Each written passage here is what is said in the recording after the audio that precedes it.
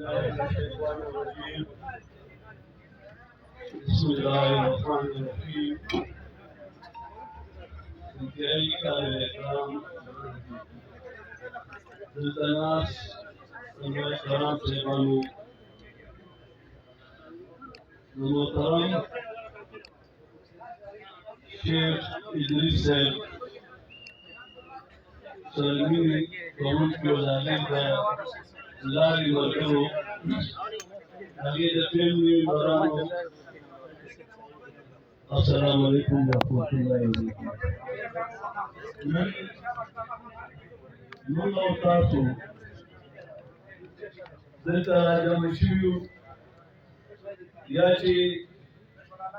دور د مخکې کما د پاکستان په تاریخ کې د شیخ صاحب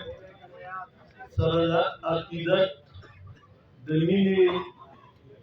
او د الله رضا لپاره چې کوم خلک پنځه شپږ کیلومتره پیدل ده په خپل 10 کیلومتره پیدل نه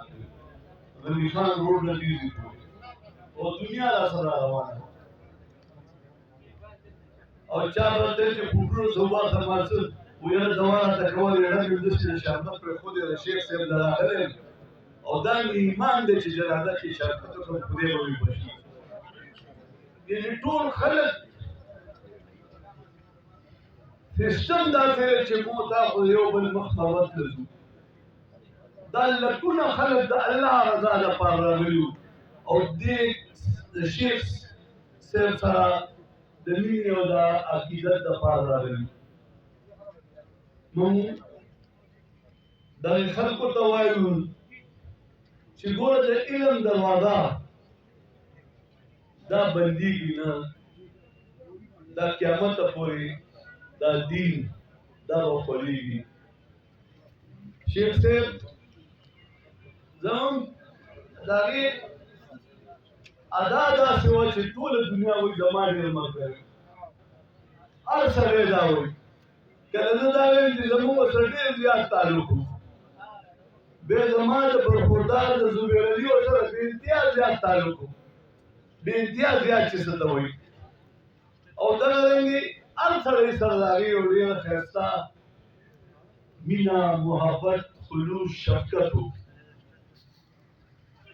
او د پاکستان عوام نه د خیبر پختونخوا عوام نه ټول عالم اسلام چې دی دردمند دی زخمی دی او کومو ظالمانو چې دا کار کړی دی انشاءالله تعالی په دنیا او آخرت دواړو کې داسې ذلیل کېږي چې د هغې به تصور هم دی. شیخ صاحب دا خدای یو ډېر لویه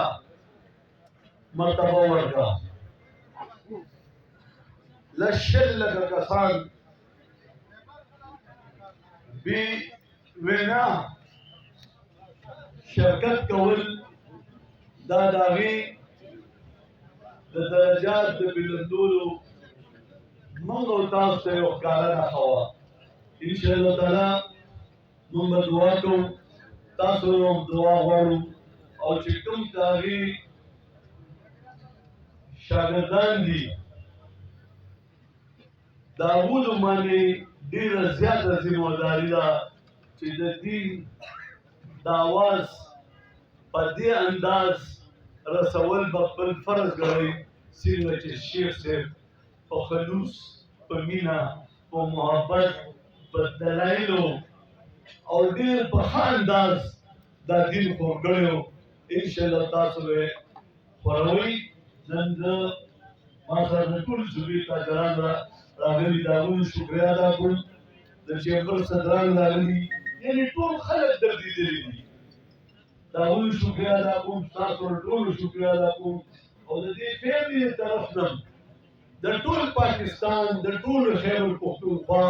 د خلکو شکریه ادا کوم چې دومره ګڼ تعداد کې دلته راغلي او هغه